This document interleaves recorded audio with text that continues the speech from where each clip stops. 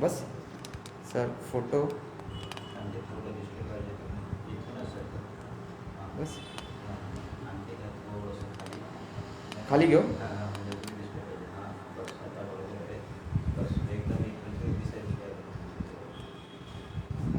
झाला बरोबर आवाज विचार आवाज ते खरंच आवाज वगैरे नाही. त्याच्यात आवाज हां पुढं आवाज आवाज आवाज आला पाहिजे हां येईल ना आवाज येतो ना हां आवाज येईल ना एक मिनिट थांब.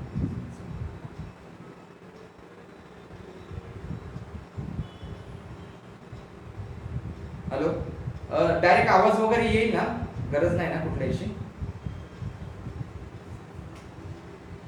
आवाज येतो ना ओके चालेल ठीक आहे बसतो मग मी तुम्ही बघा आता इथं बसून हो हो आणि ही डायरेक्ट लाईट चेहऱ्यावर येते तर ती हां हां हां ठीक आहे हां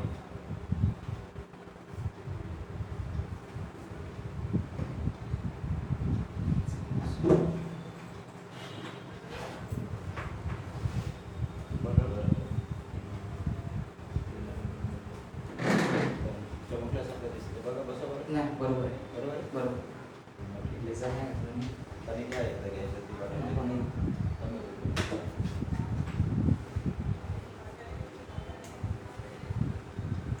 हा आता बरोबर आहे हां, बरोबर झालं पण ते थोडंसं हा हे नाही सर हां फोटो ते आपल्या कॅमेरा थोडंसं मागे घ्या ना स्टँड मागे घ्या. अजून घेऊ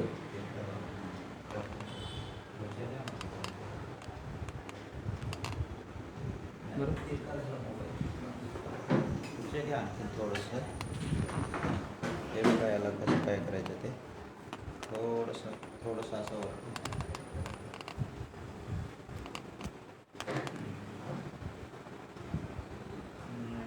थोडंसं असं ठेवावं लागेल वरती घेऊ थोडंसं वरती हां बाबासाहेबांचं दिसत नाही हां आता बरोबर दिसतात पण मग तुम्ही दिसत नाही जास्त मी थोडं पुढे बसतो ना तुम्ही एक काम करता का नाही याच्यावर बसा ना एक आणखी एक खुर्ची हां बस आता बघा जरा बस मला सांगा तुम्ही हां बरोबर आहे बरोबर हां ठीक आहे बघा बरोबर झालं का थोडेसे अर्धवट दिसत आहेत बाबासाहेबांचा आणि यांचे फोटो तुमच्या बरोबर बरोबर झालं गुड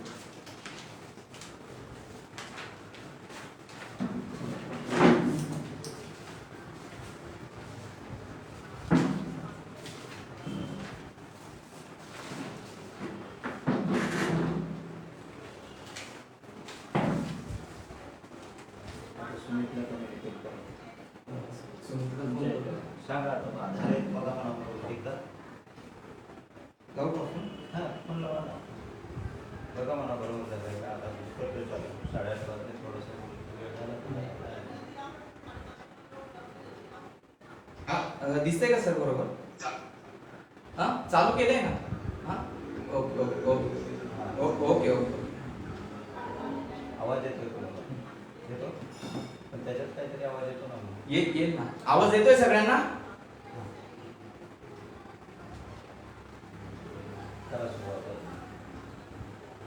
नमो तस्स भगवतो अरहतो सम्मा संबुद्धस्स नमो तस्स भगवतो अरहतो सम्मा संबुद्धस्स नमो तस्स भगवतो अरहतो सम्मा संबुद्धस्स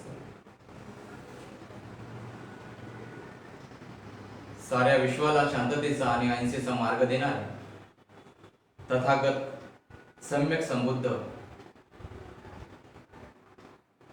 भारतीय घटनेचे शिल्पकार परमपूज्य बोधिसत्व विश्वरत्न डॉक्टर बाबासाहेब आंबेडकर कुडवाडी भूषण बहुजन प्रतिपालक छत्रपती शिवाजी महाराज आणि आज ज्या महापुरुषाची जयंती आहे अशी राष्ट्रपिता महात्मा ज्योतिबा फुले अशा महापुरुषांना त्रिवार अभिवादन, त्यांच्या विचारांना वंदन. धम्मकाया फाउंडेशन आणि फेडरेशन यांचे वरिष्ठ आचार्य आमचे यांना विनम्र अभिवादन. आणि फेसबुक लाईव्ह मध्ये असलेले माझे उपासक आणि उपासिका बंधू भगिनींना क्रांतिकारी जय. काही तांत्रिक अडचणीमुळे जो कार्यक्रम 8 वाजता होणार होता तो थोडा लेट झाला, उशीर झाला, त्याबद्दल दिलगिरी व्यक्त करतो आणि कार्यक्रमाला सुरुवात करतो. धम्मकाया फाउंडेशन आणि फेडरेशनचे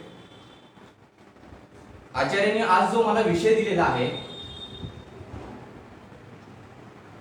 तो विषय आहे क्रांतीसूर्य ज्योतिबा फुले व डॉक्टर बाबासाहेब आंबेडकर यांचे गुरु शिष्याचे नाते.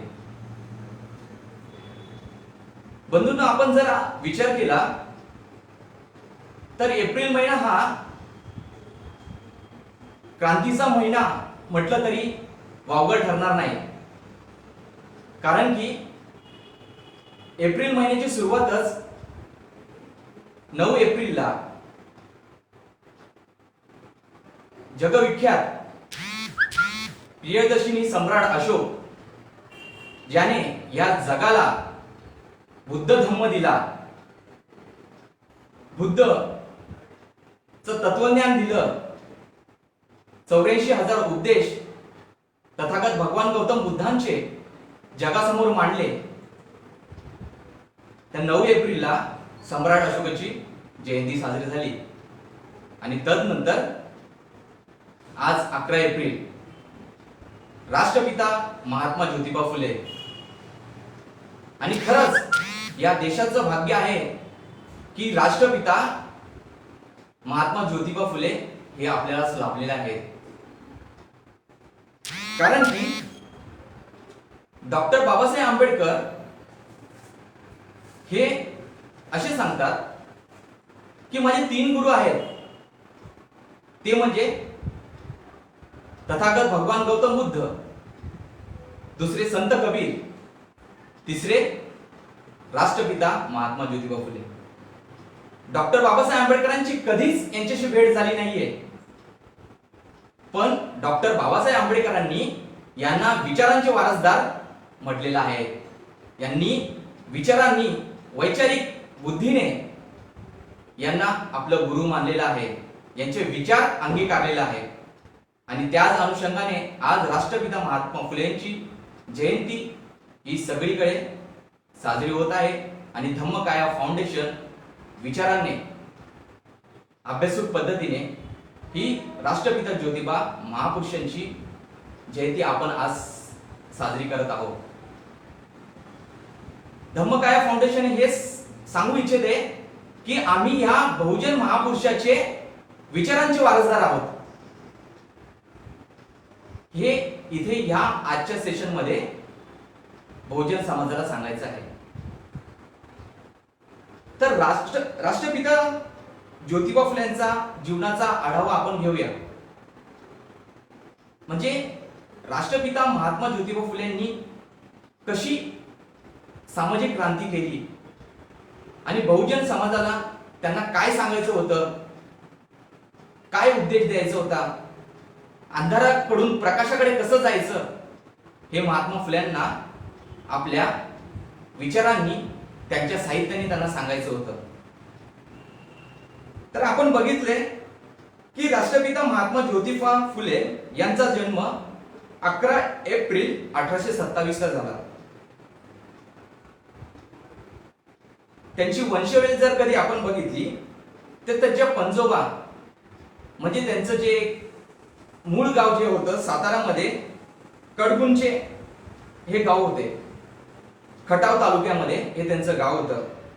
त्यांचे जे पंजोबा होते कोंडीबान गोरे हे नाव होते.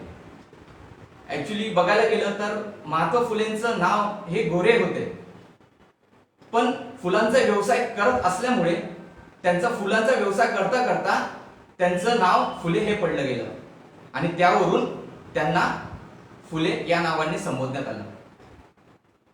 त्यांच्याच पंजोबाच्या आयुष्यामधील एक भाग इतिहास असा झाला की त्यांच्या आयुष्यामध्ये कलाटणी आली की कशा पद्धतीने बहुजन समाजामधील लोकांना शिक्षणाचा अभाव असल्यामुळे इकडच्या व्यवस्थेने त्यांना कसं डावललं गेलं. कोंडिबा हे एक शेतकरी पद्धतीचे माळी समाजामधले व्यक्ती होते. शेती करणे हा त्यांचा व्यवसाय होता. आणि कोंडिबा हे ज्यावेळी सातारामध्ये त्यांची शेती होती, त्यांचं शिक्षण नसल्यामुळे फक्त एकमेव त्यांचं काम जे होतं शेती करणे होते.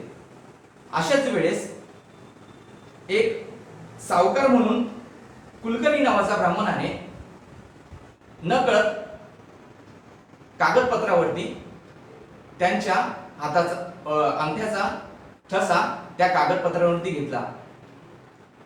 पावसाळा सुरू झाला, शेती नांगरणी वगैरे बागायती शेती होती, शेती वगैरे पिकली, सगळं काही झालं. आणि ज्यावेळेस पीक काढण्याचा टाइम आला त्यावेळेस हा कुलकर्णी नावाचा जो ब्राह्मण होता हा तिथे उभा राहिला आणि त्याने सांगितलं की बाबा या शेतीवरती माझा अधिकार आहे, कारण की ही माझी शेती आहे. कोंडिबाला काही समजत नव्हतं की असं का झालं. कोंडी बोलते या मातीची मशागत मी केलेली आहे, काबाड कष्ट की मी केलेले आहे आणि ही शेती माझी आहे, ही जमीन माझी आहे. हा कस काय उभा राहून बोलते की ही जमीन माझी आहे. अशा वेळेस ते कागदपत्र दाखवण्यात आले आणि कोंडिबाला समजलं की बाबा याने आमच्याशी धोकाधडी केली आणि ही जमीन ही हस्तगत केली आणि पूर्ण पिकांचं जे काही त्याने धान्य मिळवलेलं होतं ते सगळं धान्य आणि जमीन त्या कुलकर्णी ब्राह्मणाने हस्तगत केली.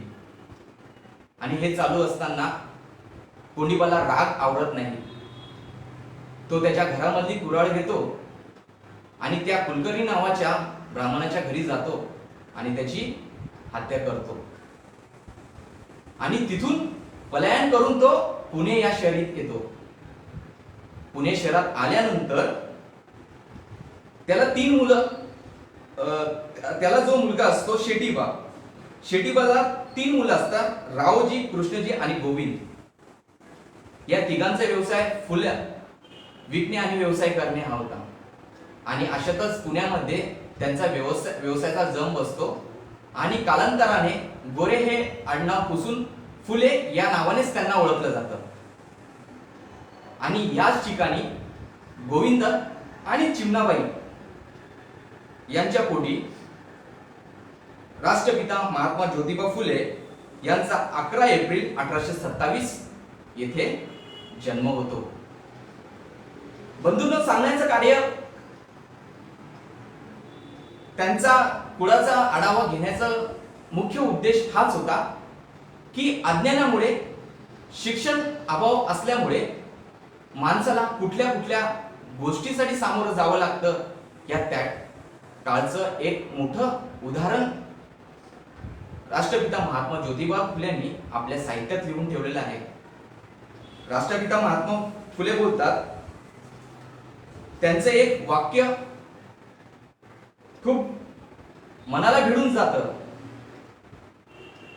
की विद्येविना मती गेली, मतीविना गती गेली, विद्येविना मती गेली, मतीविना नीती गेली, नीतीविना गती गेली, गतीविना वित्त गेले, वित्तविना शूद्र घातले, इतके अनर्थ एका अविद्येने केले.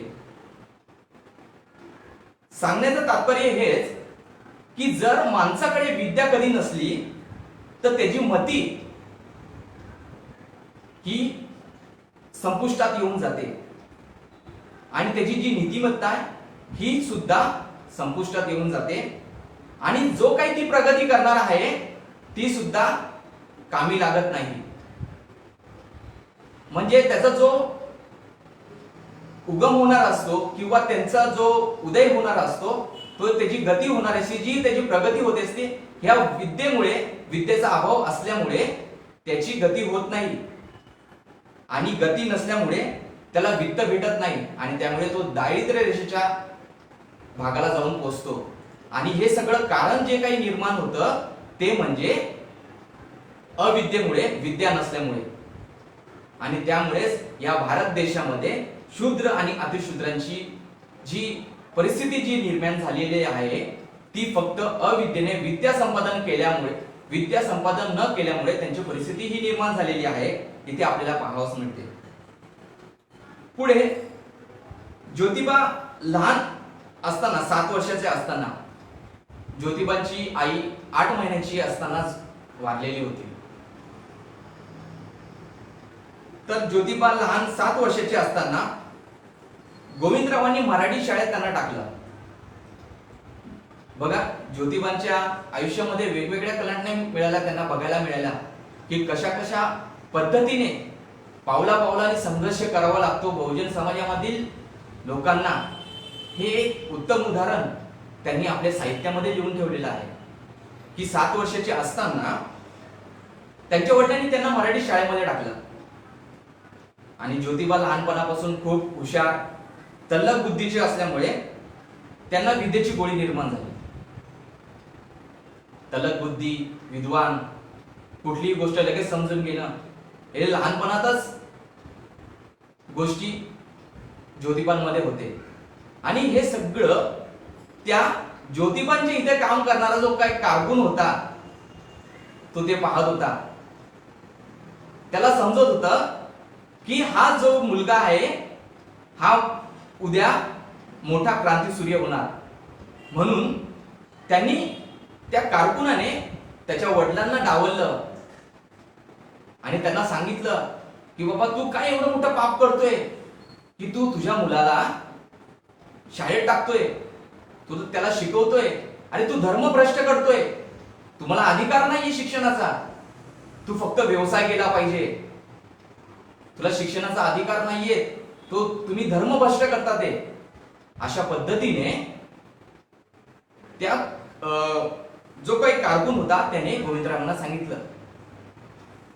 आता गोविंदराव हे धर्मभोळे होते. त्यांनी आपल्या मुलाला शाळेतून काढून टाकलं आणि घरच्या कामाला जुंपलं, जो काही त्यांचा व्यवसाय होता. पण त्यांच्या घराच्या जवळ एक बागेशेजारी गफार बेग मुन्शी मुसलमान विद्वान होता. ते गोविंदरावांजवळ मिस्टर लेजिन यांच्यासोबत तिकडे गेले आणि शिक्षणाचं महत्व काय असतं हे गोविंदरावांना पटवून दिलं. आणि मग 1841 मध्ये परत ज्योतिबांना शाळेत टाकले. अशा पद्धतीने टायमावर ज्योतिबांना या समाज व्यवस्थेने डावलण्याचा प्रयत्न केला, शिक्षणापासून वंचित ठेवण्याचा प्रयत्न केला. पण बोलतात ना, नियतीला काही वेगळंच पाहिजे होतं. ज्योतिबांनी परत शिक्षणाला सुरुवात केली आणि शिक्षणाला जात असताना त्यांच्या डोक्यामध्ये देशभक्तीचे वारे होऊ लागले. कारण की आपण बघितलं त्यावेळेस इंग्रजांचं राज्य येऊन या भारतामध्ये ठेवलेलं होतं. इंग्रजांची व्यवस्था इथे होती. ज्योतिबा फुलेंनी इंग्रजी शाळेमध्ये प्रवेश केला होता. ते वेगवेगळ्या पुस्तकांचा अभ्यास करू लागले होते. अमेरिकन क्रांती, फ्रेंच क्रांती, अशा सगळ्या क्रांतींचा ते अभ्यास करू लागले होते. आणि त्याचबरोबर स्वातंत्र्याच्या युद्धामध्ये ते सामील होण्याचं कारण की काम ते बघत होते, करण्याचा प्रयत्न ते करत होते. लहुजी साळवे नावाचे जे उस्ताद होते त्यांच्याबरोबर त्यांच्या तालमीत ते दांडपट्टा, तलवार चालवणे, गोळीबार या पद्धतीचे, कुस्ती या पद्धतीचे कामे ते करत होते आणि स्वातंत्र्य लढ्यासाठी पुढाकार घेत होते. त्यातच एक ठिणगी पेटली. त्यांचा जो परममित्र होता सखाराम परांजपे नावाचा. सखाराम परांजपेने ज्योतिबांना आपल्या लग्नाचं आमंत्रण दिलं, आग्रहाचं आमंत्रण दिलं. आता मित्राने बोलवलं तर जावंच लागेल. आणि परांजपे हा ब्राह्मण होता. ज्यावेळेस ज्योतिबा त्यांच्या लग्नाच्या वरातीत जातात, लग्नाच्या वरातीत गेल्यानंतर वरात चाललेली असते आणि वरात चालत असताना काही ब्राह्मणांना समजतं की हा जो वरातीमध्ये जो चालतोय तो शूद्र आहे.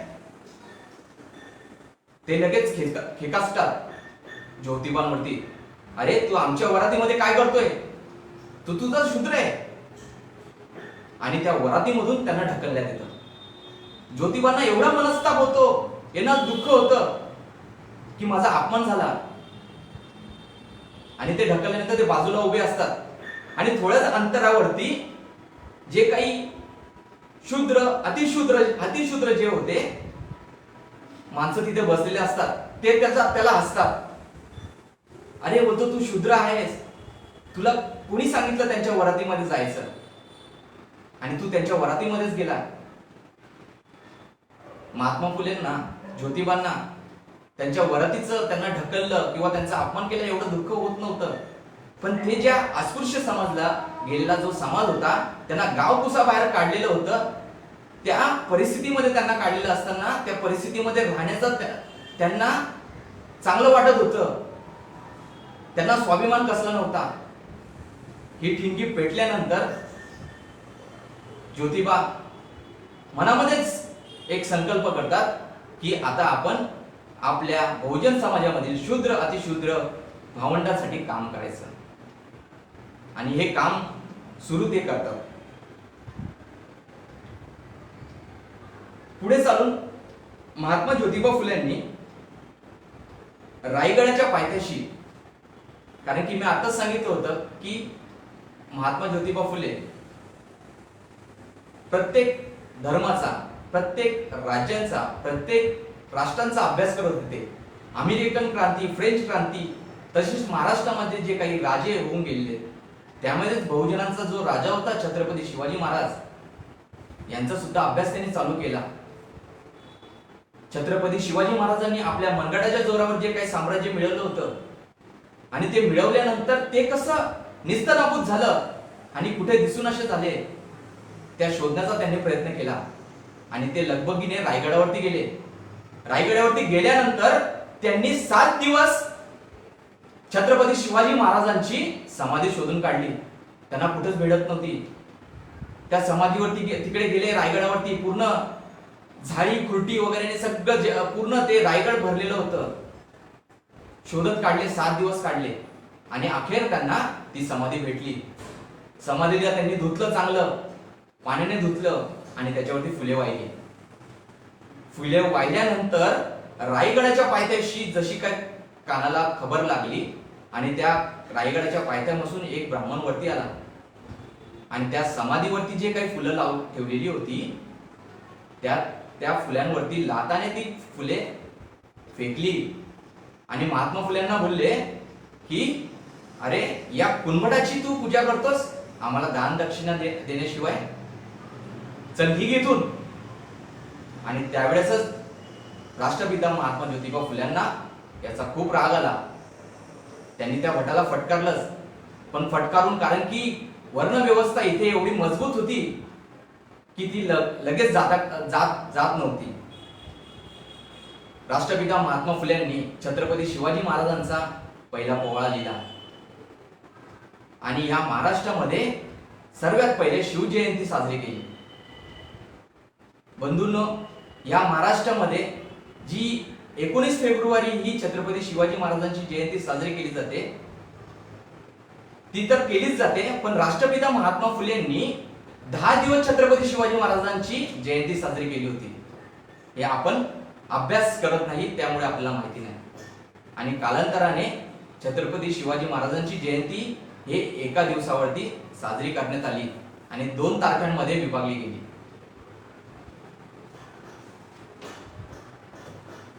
महात्मा फुलेंनी बहुजन समाजाला शिक्षणाचं महत्व पटवून दिलं.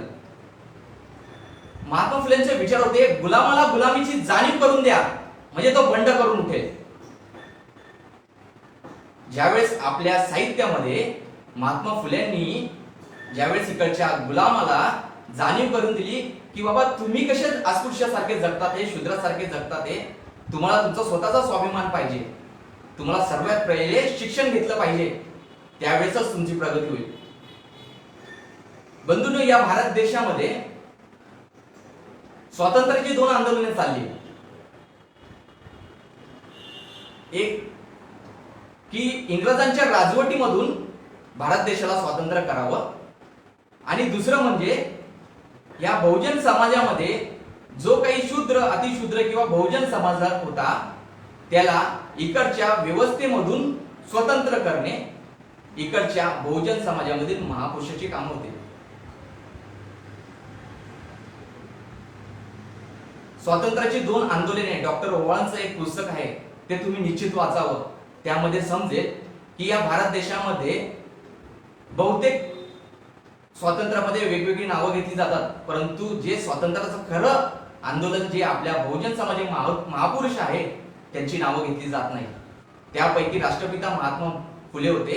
ते स्वातंत्र्याचं आंदोलन एक चालवत होते की शूद्र अतिशूद्र किंवा बहुजन जो समाज आहे याला इकडच्या व्यवस्थेच्या मगरमिठीतून बाहेर काढणं हे आंदोलनाचं काम राष्ट्रपिता महात्मा फुले करत होते.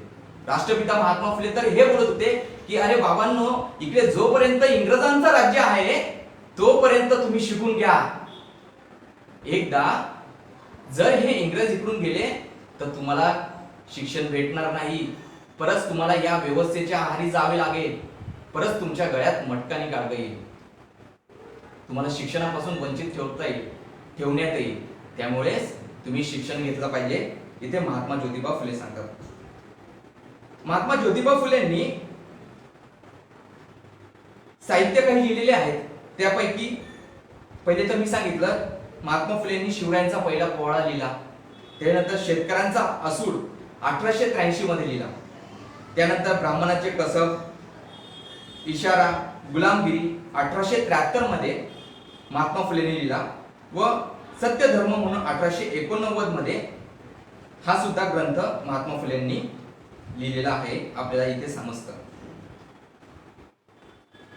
महात्मा फुलेंनी 1848 मध्ये बुधवार पेठे येथे गंज पेठे येथे स्त्रियांची पहिली शाळा काढली. इथे खूप मोठी क्रांती झालेली दिसते बंधूंनो, की हजारो वर्षापासून बुद्धांची जी क्रांती होती, बुद्धांच्या क्रांतीनंतर सम्राट अशोकांची क्रांती होती, त्या क्रांतीचं रूपांतर नंतर प्रतिक्रांती झालं आणि प्रतिक्रांतीमध्ये स्त्रियांना परत इकडे गुलाम बनवण्यात आलं. कारण की तुम्ही जर क्रांती आणि प्रतिक्रांती कधी वाचली तर तुम्हाला समजेल की इकडच्या व्यवस्थेने स्त्रियांना कशा पद्धतीने गुलाम केलेलं आहे. डॉक्टर बाबासाहेब आंबेडकरांचं क्रांती आणि प्रतिक्रांती पुस्तक तुम्ही नेहमी अवश्य वाचा. त्यामुळे इकडच्या स्त्रियांची अवस्था कशी होती हे तुम्हाला नक्कीच माहिती पडेल. आणि त्यावेळेस सुद्धा स्त्रियांची अवस्था दयनीय होती. स्त्रियांना लहानपणातच बालविवाह केला जात होता. तिचा नवरा मेल्यानंतर तिचं मुंडन केलं जात होतं, तिला विद्रूप केलं जात होतं, तिला सती पाठवत जात होतं, तिला जाळलं जात होतं. या सर्वांवरती बंड सर्वात अगोदर राष्ट्रपिता महात्मा फुलेंनी केलं. आणि हे सगळं कशामुळे होत होतं? त्यांच्यामध्ये शिक्षणाचा अभाव असल्यामुळे. तर सर्वात मोठं पहिलं पाऊल राष्ट्रपिता महात्मा फुलेंनी 1848 साली पुणे येथे स्त्रियांसाठी शिक्षणाचं दार उघडलं. आणि त्यांची पत्नी सावित्रीमाई फुले यांना पहिली शिक्षिका म्हणून घोषित केलं. आणि सावित्रीमाईने खूप चांगल्या पद्धतीने परिश्रमपूर्वक मुलींना शिकवलं. या सगळ्या गोष्टी महात्मा फुलेंनी सर्वात अगोदर केल्या. हे सगळं चालू असताना समाजकंटकांनी गोविंदरावांचे परत कान भरण्यास सुरुवात केली. त्यांनी बघितलं की ज्योतिबा काही ऐकत नाहीये, धर्माच्या विरोधातच काम करतात हे दोघं दाम्पत्य. त्यांनी गोविंदरावांचे कान भरले आणि त्यांना घरातून बाहेर काढलं.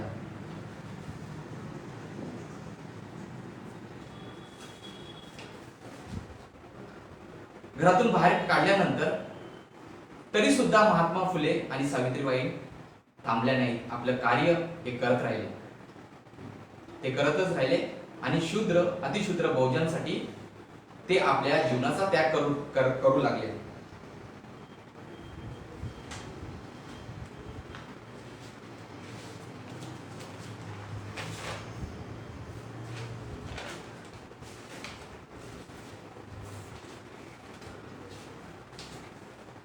हे असं सगळं चालू असताना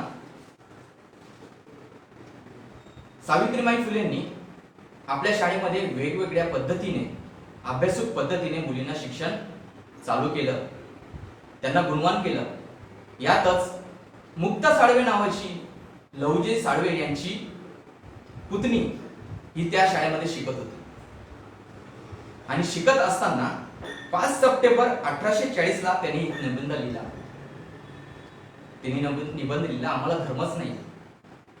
तिच्या डोक्यात एक प्रश्न पडला की अन्याय करणाऱ्यांचा आणि अन्याय सहन करण्याचा धर्म कसा एक असू शकतो. एवढ्या लहान वयात ती एवढा मोठा विचार करत होती की अन्याय करणाऱ्यांचा आणि अन्याय सहन करणाऱ्याचा धर्म कसा एक असू शकतो. म्हणजे आपण इथे समजू शकतो की महात्मा फुले, सावित्रीबाई यांचं शिक्षण प्रणाली ही किती मोठी होती, किती शिक्षण पद्धती किती आदर्शवादी होती हे इथे समजतं. बंधूंनो, इथे आपण सांगू इच्छितो की महात्मा फुले आणि डॉक्टर बाबासाहेब आंबेडकरांचं नातं काय.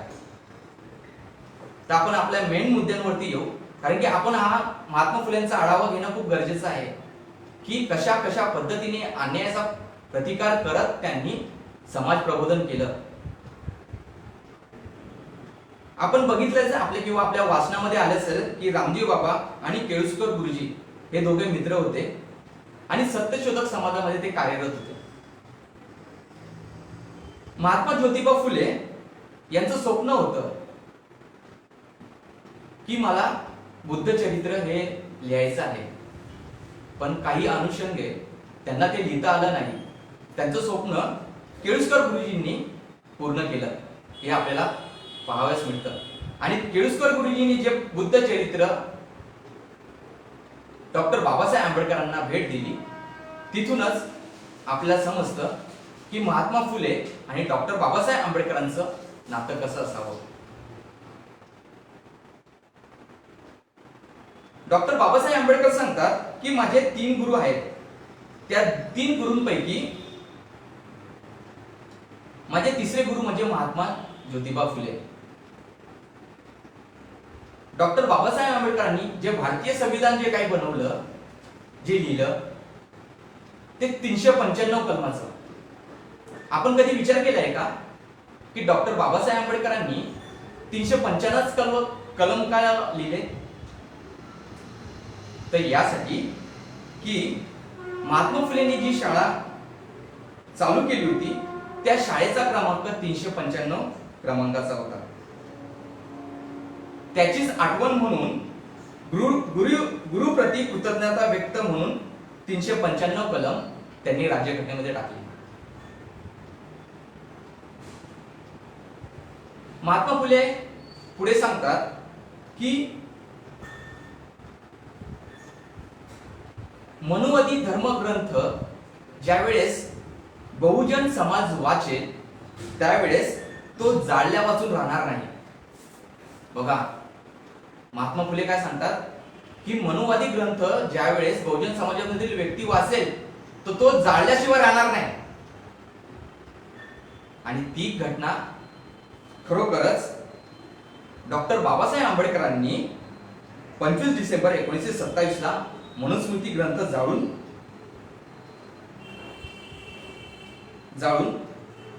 फुले यांची जन्मशताब्दी 100 वर्ष पूर्ण होणार होती.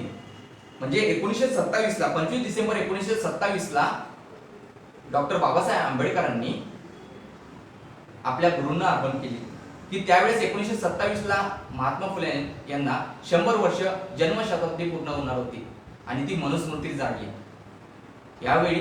यावरूनच आपल्याला समजतं की डॉक्टर बाबासाहेब आंबेडकरांची वैचारिक नातं महात्मा फुलेंबरोबर कसं होतं. तुम्हाला माहिती असेल किंवा तुमच्या वाचनात आलं असेल की डॉक्टर बाबासाहेब आंबेडकरांनी बुद्ध आणि त्यांचा धम्म हा डाव्या हाताने लिहिला. डॉक्टर बाबासाहेब आंबेडकरांकडे भरपूर डिग्र्या होत्या. त्याचबरोबर डॉक्टर बाबासाहेब आंबेडकरांकडे दोन्ही हाताने लिहिण्याची सुद्धा कला अवगत होती आणि हीच कला महात्मा फुल्यांकडे सुद्धा होती.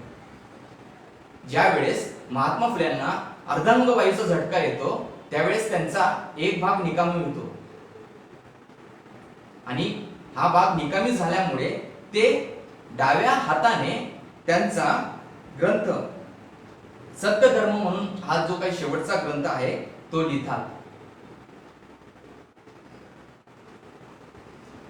त्यामुळे डॉक्टर बाबासाहेब आंबेडकर बुद्ध आणि त्यांचा धम्म हा जो ग्रंथ आहे, आपल्या गुरूंच्या वेदना कशा असतील याची जाणीव ठेवून त्यांनी बुद्ध आणि त्याचा धम्म हा डाव्या हाताने लिहिलेला आपल्याला इथे पाहावयास मिळतो.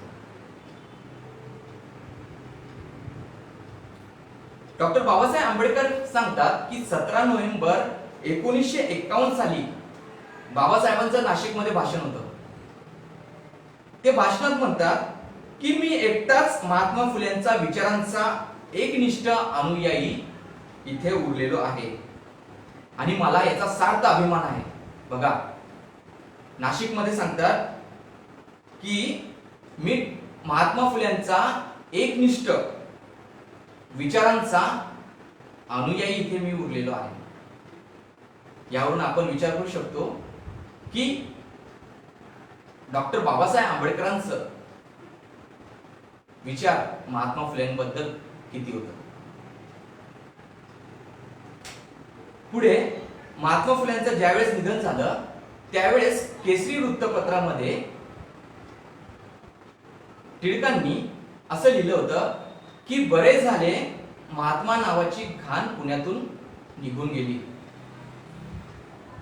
बघा, एवढा मोठा सत्यशोधक माणसाला इकडच्या व्यवस्थेने ज्या म्हणजे एक लोकांना मान्य झाले, लोकमान्य झाले असा व्यक्ती एवढ्या मोठ्या महापुरुषाला सांगतो की बरे झाले महात्मा नावाची दुर्गंधी इथून निघून गेली.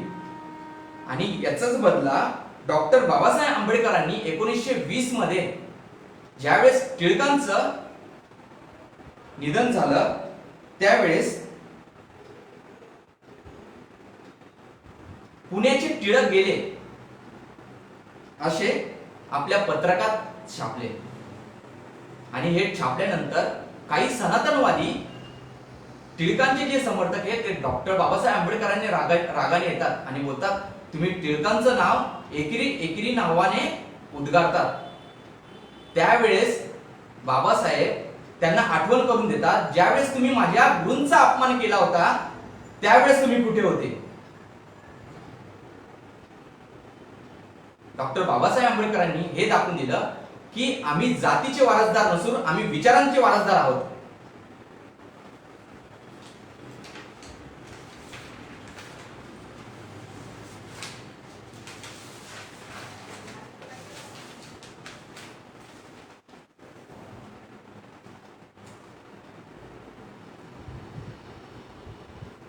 तसेच पुढे डॉक्टर बाबासाहेब आंबेडकरांनी एक ग्रंथ लिहिलेला शुद्ध पूर्वी कोण होते.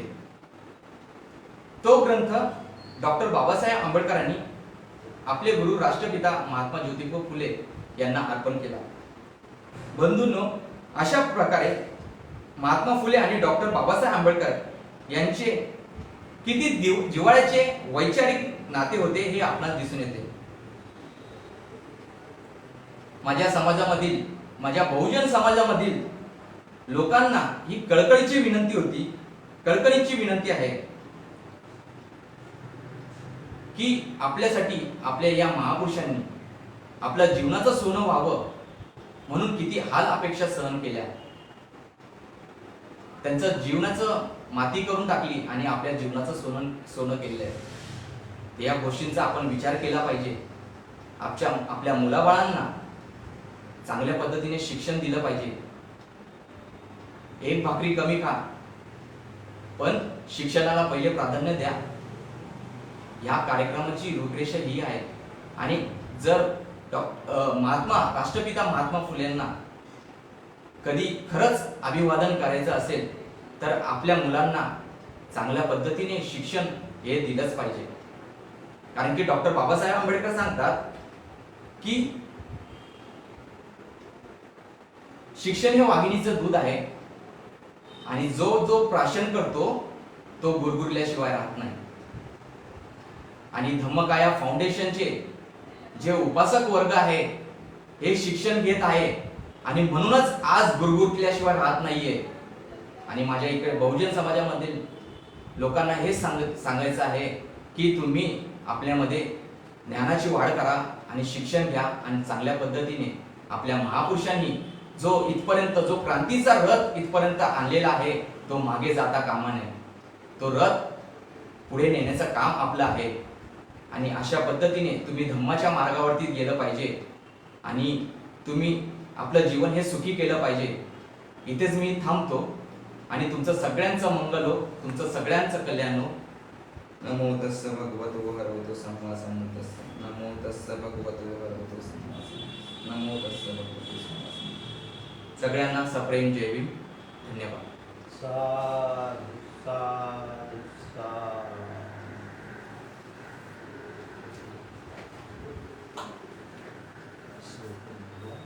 फिनिश कर.